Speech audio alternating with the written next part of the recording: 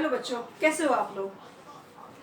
आज मैं आपको पढ़ाने वाली हूँ कक्षा 11 का अध्याय 2, जिसका नाम है सजीव जगत का वर्गीकरण। सजीव जगत का वर्गीकरण क्यों करते हैं हम, क्या जरूरत है। ऐसे ही हम सजीव जगत को पढ़ लें, पर क्या ये संभव है कि हर एक अलग अलग जीव को पढ़ना अलग अलग से। आपको पता है कि पृथ्वी पर जो है 1.8 मिलियन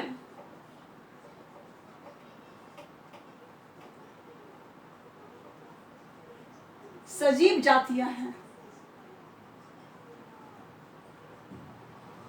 1.8 मिलियन सजीव जातियां हैं, सजीव नहीं है, जातियां हैं उसकी। तो सजीव कितने होंगे सोच लीजिए आप। तो इतने मिलियन जातियों का अध्ययन करना अलग अलग से बहुत ही कठिन है, आप समझ लीजिए नामुमकिन है, इसको नहीं किया जा सकता है। तो इसके लिए क्या किया गया, इसके लिए किया गया क्या कि इनके समानता और असमानता के आधार पे इनको अलग अलग वर्ग में बांट दिया गया। जो एक तरह के एक वर्ग में, जो फिर एक तरह के हैं वो अलग वर्ग में। तो इस तरह से क्या होता है, अगर हमने वर्ग का समूह का अध्ययन कर लिया तो पूरी जितने भी उसमें जितने भी जीव हैं उनका अध्ययन हो जाता है, उनके बारे में हम जान जाते हैं कि ये कैसा है, इसका शारीरिक संरचना कैसी है, कार्यविधि कैसी है, आहार व्यवहार कैसा है, जो भी है सारी चीजें हम जान जाते हैं। तो यही कारण है इनको वर्गीकरण करने का। तो अब देखिए, एक चीज मैं बताऊंगी आपको पहले कि ये जो 1.8 मिलियन जातियां हैं, इसमें से इसका जो 70% है वह क्या है, जंतु। इसका 70% जो है वो जंतु है। 22% वह क्या है, पौधे। और 8% बच गया आपका, ये क्या है, ये है आपका सूक्ष्म जीव। तो 70, 22, 8, 100% हो गए, ठीक है। तो इतने जो है आपके पृथ्वी पे इस तरह से जीव हैं, सजीव जातियां हैं, ठीक है। अब इस 70 जो है प्रतिशत जंतु का, जंतु बहुत तरह के होते हैं पता है आपको, है, ठीक है। इसका 70%, 70 का 70% क्या है, कीड़े मकोड़े। कीड़े मकोड़े हैं। बाकी जो 30% बच गया, चलिए मैं आपको एक चीज बताती हूँ, और आसान तरीका बता रही हूँ आपको मैं। सपोज पूरे जीवों की संख्या 100 है, 100 में से जो है 70 क्या है, जंतु है। 70 क्या है, ये जंतु है। और ठीक है, 70 जंतु है, बाकी 30 जो है, 70 जंतु है, बाकी 22 जो है, 22 क्या है, पौधे हैं। और 8% क्या है, ये सूक्ष्म जीव है, ठीक है।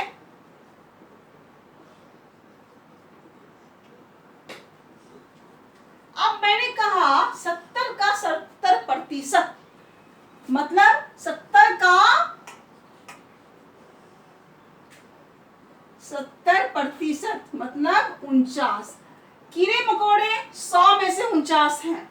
बाकी जो अन्य था, ये अन्य जो है 30% अन्य थे, 70% कीड़े मकोड़े, 30% अन्य का मतलब यहाँ पर क्या है कि इसके अलावा जैसे मछलियां, पक्षी, सरीसृप, स्तनधारी, हम, आप, कुत्ता, बिल्ली, शेर, हाथी, चीता, सब जो भी जितने भी हैं, ठीक है, वह अन्य में आ गए, ठीक है, 30% है। अब 70% का 70% क्या है, वह 70% मतलब 49। 100 में से 49 कीड़े मकोड़े हैं। बाकी अब जो है कितना बच गया, अगर हम 70 की बात करें तो 49 कीड़े मकोड़े हैं, ठीक है।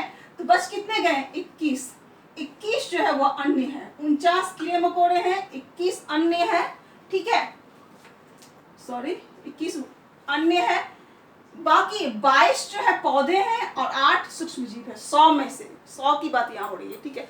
तो आपसे अगर क्वेश्चन पूछा जाए कि पृथ्वी पर सबसे ज्यादा जनसंख्या किस जाति की है, तो क्या कहोगे आप? कीड़े मकोड़े की। उसके बाद किसकी है? पौधे की।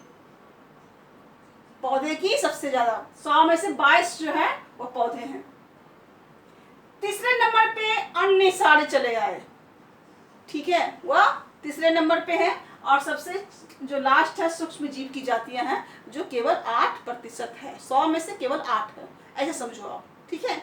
चलिए अब हम बात करते हैं कि इनका जो वर्गीकरण किया गया था, इसमें बहुत तरह तरह के जो हैं बहुत तरह के लोग आए, साइंटिस्ट आए, बहुत सारे लोगों ने कहा कि ऐसे वर्गीकृत होते हैं, इस बेसिस पे करेंगे, इस आधार पे करेंगे। तो सबसे पहला नाम जो इसमें आता है वो आता अरस्तु का। अरस्तु ने कहा था कि जितने समस्त पृथ्वी पर जितने समस्त जीव हैं, जीव जातियां हैं, वो 2 ही तरह के होते हैं, एक पौधा होता है और एक जंतु होता है। इसी 2 वर्ग में उन्होंने बांटा, पौधे और जंतु में। पौधे को फिर से उन्होंने बताया कि पौधे या वृक्ष होंगे, झाड़ी होगी या फिर शाख होगी। हर्ब्स, सर्ब्स यानी झाड़ी, एंड ट्रीज यानी कि वृक्ष। तो पौधे को उन्होंने 3 भाग में बांटा। अब जंतु की बात अगर हम करें तो जंतु को उन्होंने कहा कि जंतु 2 तरह के होते हैं। एक वह जो आरबीसी रखते हैं यानी कि लाल रक्त कण रखते हैं, और दूसरा वह वर्ग है जंतु का जो लाल रक्त कण नहीं रखते हैं, आरबीसी नहीं रखते हैं। इसलिए जंतु को उन्होंने 2 भाग में और पौधे को उन्होंने 3 भाग में बांटा। पर ये बहुत ही एक जो है सुपरफिशियल, मतलब बहुत ही एक ऊपरी एक वर्गीकरण था, तो लोगों ने इसको मान्य नहीं किया, ठीक है, एक्सेप्ट नहीं किया, ये मान्य नहीं हुआ, ठीक है। इसके बाद और भी चीजें आई, वर्गीकरण पद्धति आई, जैसे कि लिनियस का था आपका, है ना, द्विजातीय पद्धति। हिकेल का था 3 जातीय पद्धति। इसके बाद व्हिटेकर का आया 5 जगत वर्गीकरण पद्धति। तो 2 जगत पद्धति, 3 जगत पद्धति और 5 जगत पद्धति, ये एक बिल्कुल बारी बारी से आए, ठीक है। और इसमें जो है जितने भी वर्ग हैं वह इसमें क्या आता गया, नया नया वर्ग आता गया। लेकिन 5 जगत पद्धति जो है आपका सबसे ज्यादा मान्य है। आज भी हम उसी को पढ़ते हैं, आज भी वही मान्य है, तब भी वही मान्य था। तो ये जो 5 जगत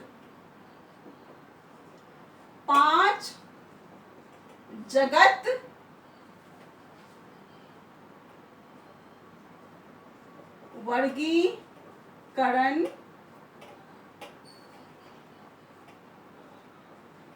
पद्धति, ये दिया था किसने? R.H. व्हिटेकर ने।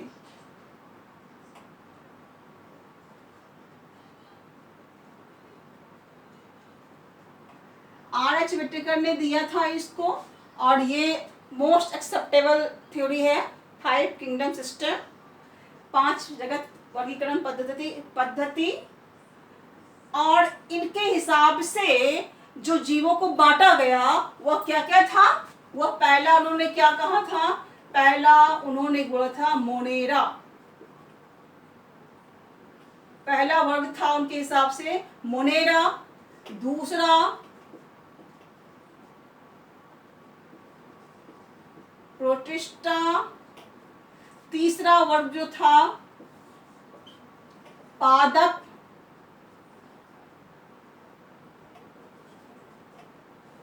और चौथा जो था वह था कवक। और 5वां जो उन्होंने किया था वह था जंतु। तो ये 5 वर्ग थे जिसमें कि उन्होंने समस्त जीव सजीव जाति को, पृथ्वी के समस्त जीव जाति को बांटा। ये 5 वर्ग में मोनेरा, प्रोटिस्टा, पादप, कवक और जंतु। समझ में आ गई ना? लेकिन ये 5 ही बहुत अलग अलग थे दूसरे से। किस आधार पे अलग थे ये देखिए। तो पहला जो इनके अलग होने का आधार था वो ये था कि मोनेरा जो था वह क्या था?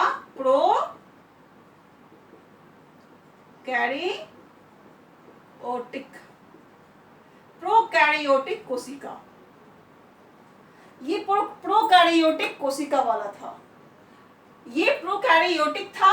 बाकी जो ये चार थे ये क्या थे? यूकैरियोटिक।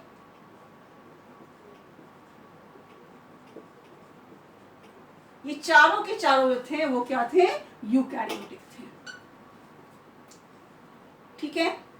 प्रोकैरियोटिक वह होता है, वह कोशिका है जिसका केंद्रक अविकसित होता है, और यूकैरियोटिक वह कोशिका है जिसका केंद्रक पूरी तरह से पूर्ण रूप से विकसित होता है। तो केंद्रक के विकास के ऊपर इन्होंने इसको, इस पांचों को दो भाग में बांट दिया, prokaryotic and eukaryotic, prokaryotes and eukaryotes. ठीक है। अब सवाल ये है कि जब ये चारों यूकैरियोट्स हैं तो फिर इनको अलग अलग रखने की क्या जरूरत है? एक ही साथ हम पढ़ लें। तो अब देखिए, अब इस चारों में भी बहुत ही अंतर है, बहुत ही अलग है चारों दूसरे से। कैसे? दूसरा आता है इनका आधार। तो पहला आधार था कोशिकीय संरचना। पहला आधार क्या था? कोशिकीय संरचना। अब दूसरा आधार क्या था? दूसरा आधार था कोशिकीय संगठन। अब कोशिकीय संगठन क्या होता है? कोशिकीय संगठन होता है कि एक कोशिका है या बहुकोशिका है, कैसे ये आपस में संगठित हैं ये बताता है। ठीक है। तो इस तरह से देखा जाए, प्रोटिस्टा जो है वह क्या था? प्रोटिस्टा एक कोशिकीय, ये जो था क्या था? एक कोशिकीय है, एक ही कोशिका का बना होता है प्रोटिस्ट। बाकी ये जो तीन हैं आपके, ये तीनों क्या थे? ये तीनों थे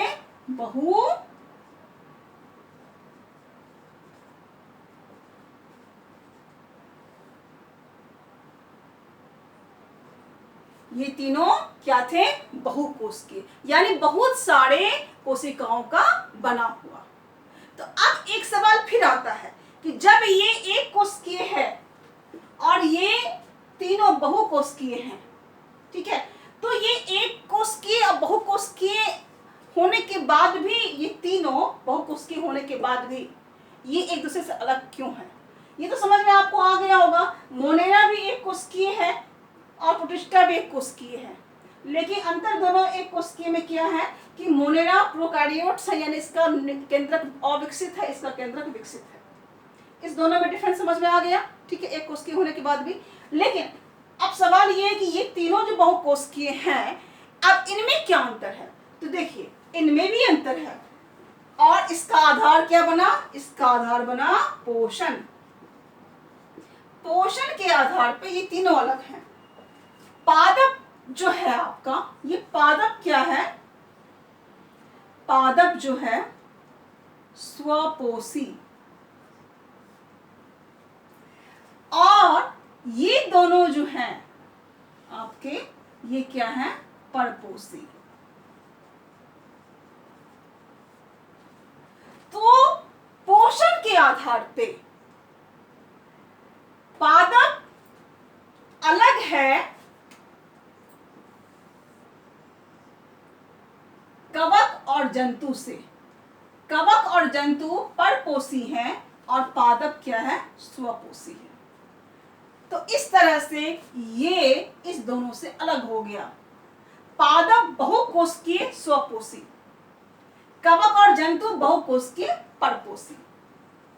ठीक है। अब देखिए, जब ये दोनों परपोषी हैं, कवक और जंतु, तब इनमें क्या डिफरेंस? अब इनको अलग क्यों किया गया? तो इनको अलग क्यों किया गया? इनको अलग इसलिए किया गया कि परपोषी दो तरह के होते हैं, दो तरह से अपने भोजन को क्या करते हैं? ग्रहण करते हैं। तो भोजन ग्रहण विधि जो है इनकी अलग अलग थी। तो चौथा आधार क्या था? वह था भोजन ग्रहण विधि। तो भोजन ग्रहण विधि के हिसाब से ये दोनों अलग थे। भोजन ग्रहण विधि परपोषी में दो तरह से होता है, एक होता है अवशोषण और दूसरा होता है अंतर्ग्रहण।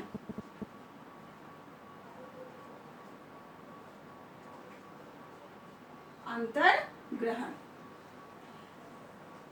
अवशोषण में कौन सा क्या आएगा? कवक। कवक अपने भोजन को अवशोषित करता है, ठीक है। एंड इसमें जो है जंतु इसमें आएंगे जो अंतर्ग्रहण, होलोजोइक इसको कहते हैं, होलोजोइक है ना, मोड ऑफ न्यूट्रिशन है ना।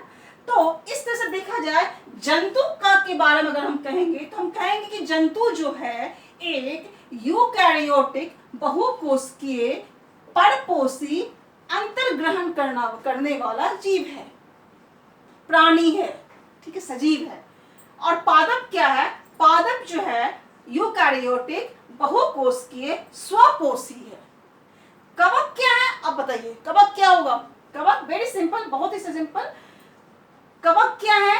यूकैरियोटिक बहुकोशिकीय परपोषी और अवशोषण के थ्रू के द्वारा भोजन को ग्रहण करने वाला जीव है,